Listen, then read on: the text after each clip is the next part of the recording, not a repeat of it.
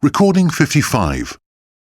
You will hear a phone conversation in which a woman talks to a public transport official about something she has lost. First, you have some time to look at questions 1 to 4.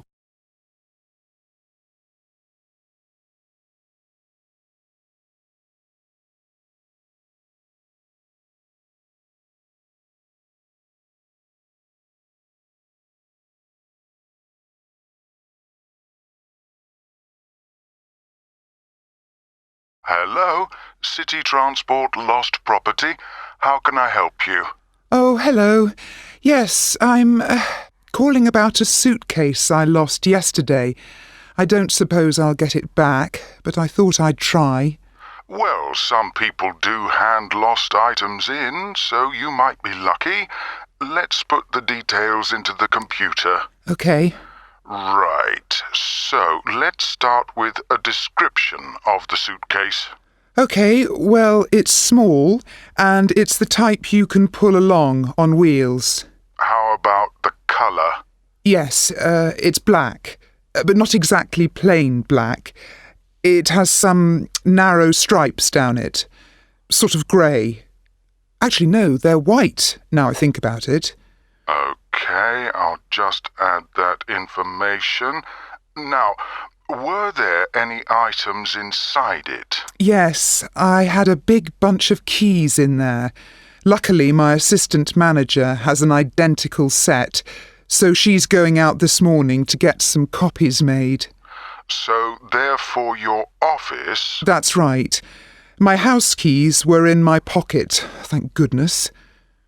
Anything else?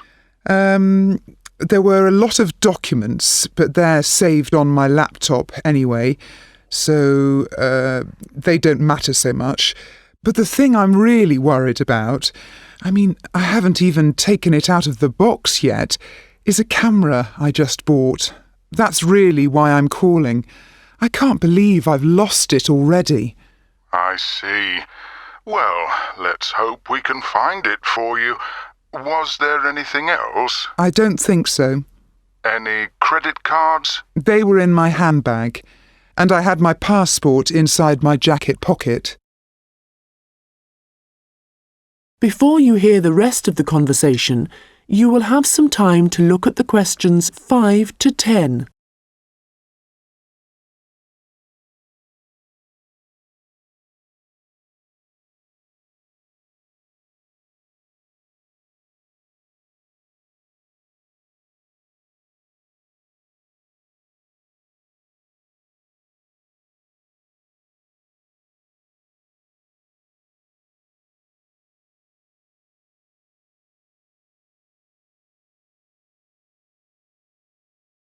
Now listen and answer questions 5 to 10. Money? Clothing? Any personal items? Let me think. I had an umbrella. It was black. No, blue. But obviously that isn't as important as the other things. No, but it all helps us identify your property and get it back to you. Anyway, I just need to ask you for some basic details about your journey. So it was yesterday, was it? That's right. In the afternoon. Around 2 p.m, maybe 2:30. OK, so that'd be May the 13th. Yes. I was heading to Highbury. That's where I live.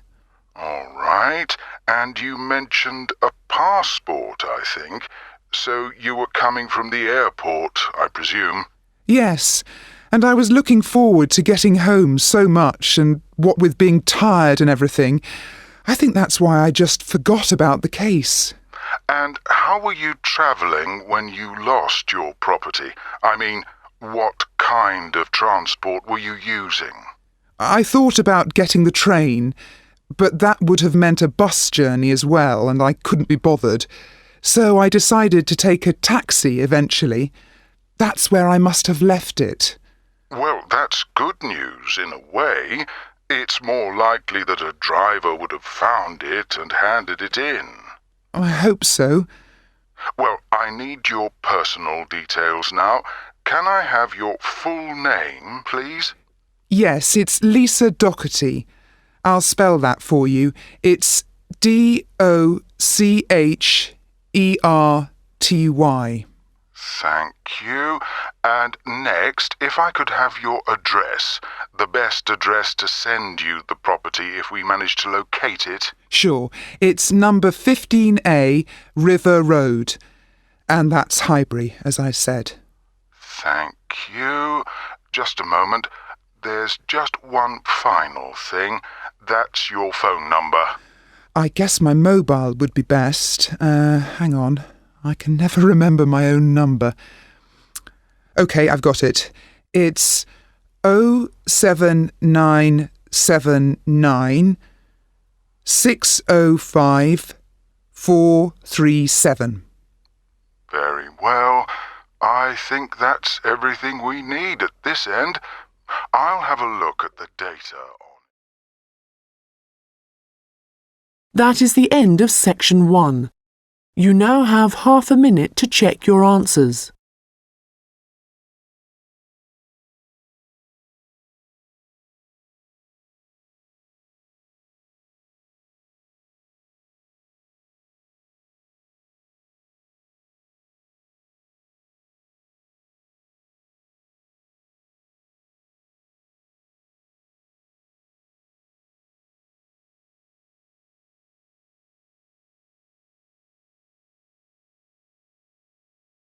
Now turn to section 2. Recording 56. You will hear a tourist information officer explaining local walks to visitors. First, you have some time to look at questions 11 to 15.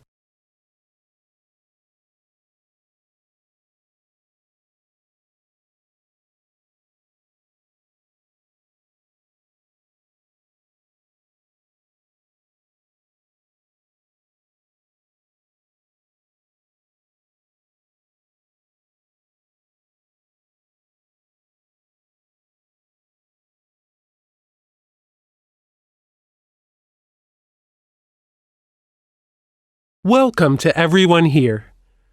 I hope you enjoy your stay in our village and enjoy the local scenery. I'll tell you a bit about the forest and mountain tracks in a minute, but first, I'll just give you an idea of where everything is in the village.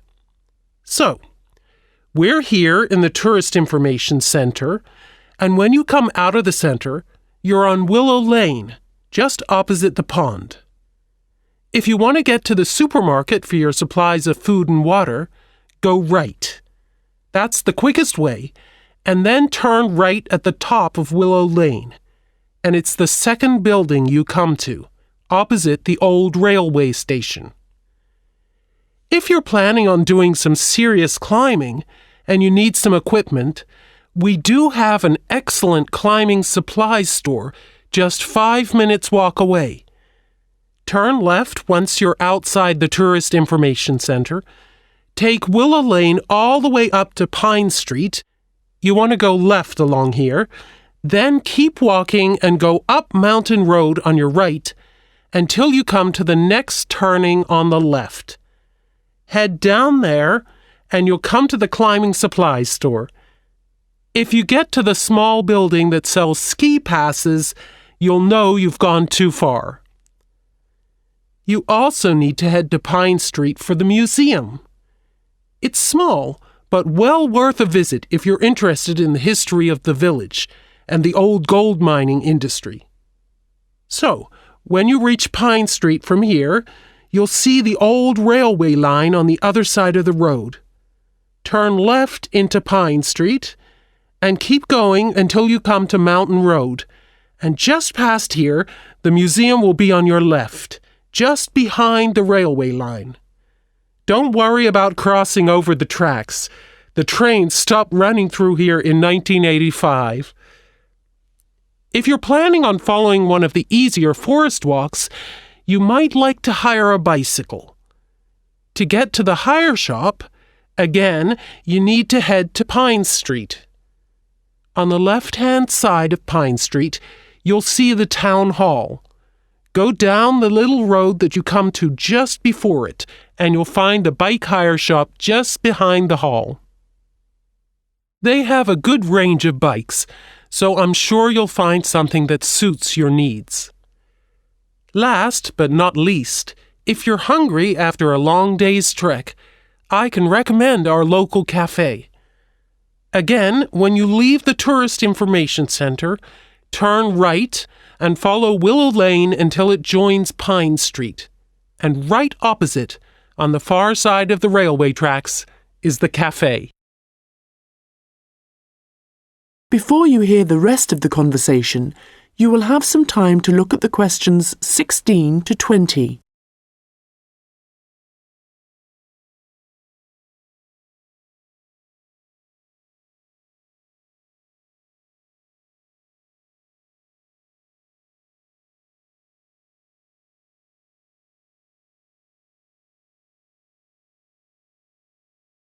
Now listen and answer questions 16 to 20. Okay, let me tell you a little bit about the different tracks we have here. All of them start at the end of Mountain Road, and you'll find a parking lot there where you can leave your vehicles.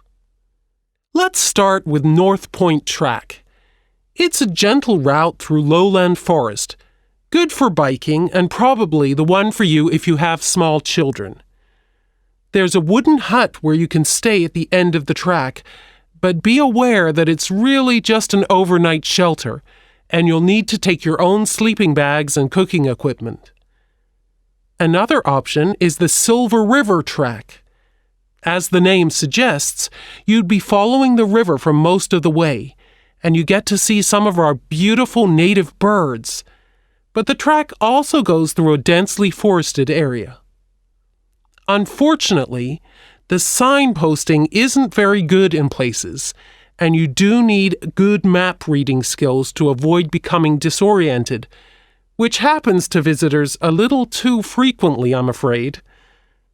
Valley Crossing will take you through some stunning scenery, but there are several points along the way where you'll need the level of fitness required to get over some pretty big rocks. Stonebridge is one of the shorter tracks, but very steep as it takes you up to the waterfall, and you do need to be in good condition to manage it. Lastly, the Henderson Ridge track will take you all the way to the summit of the mountain. Do bear in mind, though, that at this time of year the weather is very changeable, and if the cloud suddenly descends, it's all too easy to wander off the track.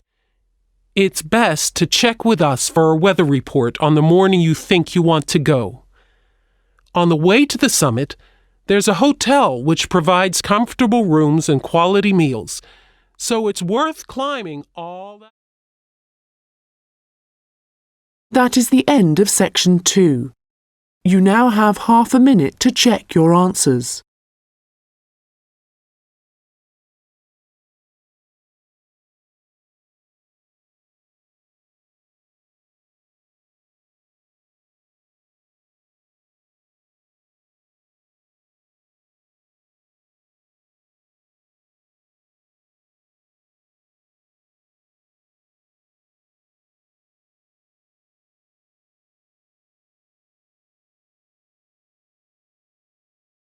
Now turn to section 3.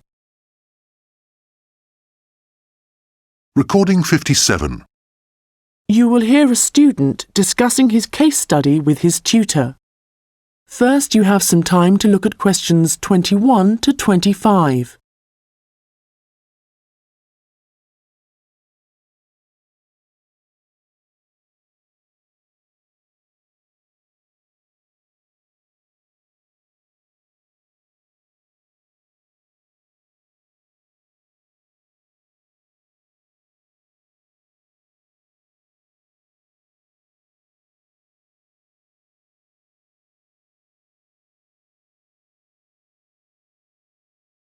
Well, James, I've had a look over your case study, and for a first draft, it looks promising. I have to be honest. When you told us we had to write about a furniture company, It didn't sound like the kind of thing that would interest me. But since then, I've changed my mind. Why's that? Well, as you know, Furniture Rossi is an Australian company, still comparatively small compared to some of the high street stores, but it's got plans to expand into foreign markets. So I chose it for that reason. It's going through a transition. It's a family-run business aiming to build a global brand. All right, and you've made that clear in your writing. One thing, though, that I think you've overlooked is why Luca Rossi started a furniture company here in Australia in the first place. Well, he'd just got an arts degree, hadn't he? And people were trying to talk him into an academic profession, but he wanted a practical job, something he thought would be more satisfying in the long run. His grandfather had been a craftsman. He'd made furniture in Italy, and he'd passed this skill on to Luca's father. And, well, Luca thought he'd like to continue the tradition. Yes, that was the motivation behind his decision. And what was it, do you think, that gave Furniture Rossi a competitive edge over other furniture companies? I wouldn't think it was price. It's always been at the higher end of the market. But according to my research, it was to do with the attitude of the employees. They were really focused on giving good customer service. Yes, Luca Rossi insisted on that. Their promotional campaigns also emphasised the fact that the wood only came from Australian forests. But that was the case with their rivals too, so it wouldn't have made them stand out. OK, we'll have a careful look at the content of your case study in a minute, but I just want to make a general comment first before you start writing your second draft. OK. Yes, what I'd like to see more of is your opinion. A bit more critical thinking rather than the bare facts. But it's good to see you've been careful with your referencing this time. Thanks. And I read and reread my work, so I'm pretty sure there aren't any errors with the language. Yes, it's fine. Oh, but there's one other thing I could probably mention at this point. Yes? Well, at the end of term, you'll also be giving a presentation, also on Furniture Rossi. Yes. I haven't given it much thought yet. Understandably, but while you're writing the case study, I'd recommend you think about what kind of information would be suitable to use in your presentation. Remember, the last time you gave a presentation on a company, you spent a considerable part of the time providing the audience with financial data. But they probably needed to hear more about company strategy. Yes. I did concentrate rather too much on the figures. I'll make sure there's a balance this time. Good.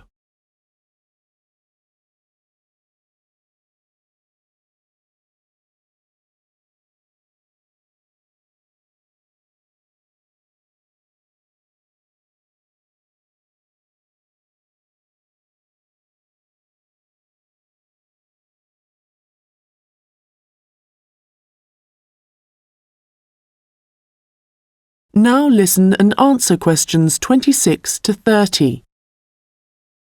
OK, so let's just think about the content of your case study, the history of Furniture Rossi.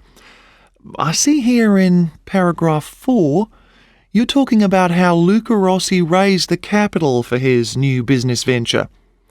And then you're talking about the customer base growing much wider. But what was it that prompted this growth? Well, that was to do with the quality of the furniture products that the company was selling. People loved that it was all handmade and would last. And because demand from customers kept growing?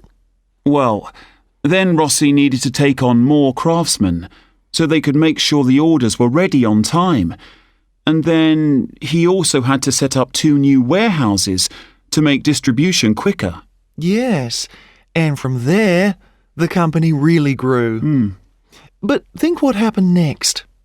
They started looking at ways to increase their profits and called in a consultant. And what he saw immediately was that the infrastructure was completely outdated. They were paying 3 full-time admin staff just for data entry. So he recommended they upgrade their software programs, and that, in turn, cut operational costs and just speeded everything up. I'm surprised they didn't get onto that earlier. But I suppose Luca Rossi was more interested in the design aspect, rather than the finance side of things. Yes, I imagine that's why he eventually turned the day-to-day running of the company over to his son. And in fact, it was the son, Marco, who persuaded his father to move on from traditional television advertising and go online instead. I guess that's the best way to reach people. It can be, but initially customers actually complained. Why? Well, some users found it hard to navigate their way around the website, so they were getting frustrated and giving up. So then the company called in a professional to improve it. Oh, I see. He must have done a good job. They've had a continuous 3-year rise in revenue, so things must be going well. Indeed. And what of the future? Well, I probably need to talk about this a bit more in the concluding paragraphs, don't I?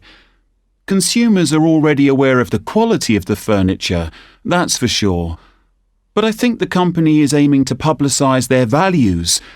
The fact that they have respect for beauty, durability and functionality and the environment. A lot of companies are already... That is the end of section 3. You now have half a minute to check your answers.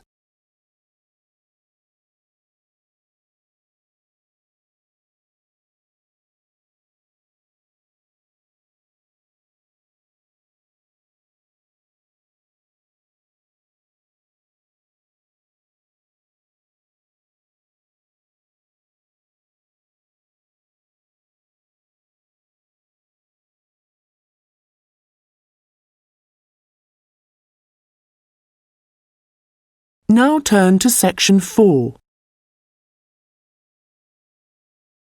Recording 58. You will hear a lecture about rock art. First, you have some time to look at questions 31 to 40.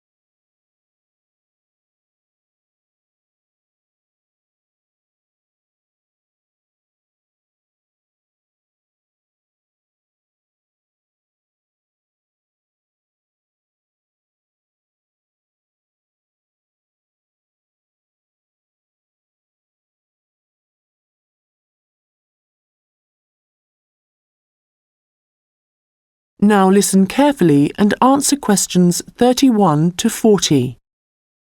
Hello everyone and welcome. As part of this series of lectures on the development of early humans, today we are looking at rock art, the paintings and drawings produced by prehistoric peoples as they spread across the continents. If you've been lucky enough to look at a piece of rock art close up, you'll know it's an experience that makes you wonder about the passage of time and our own history. But rock art also has a practical value for researchers, and let's start by considering why that is.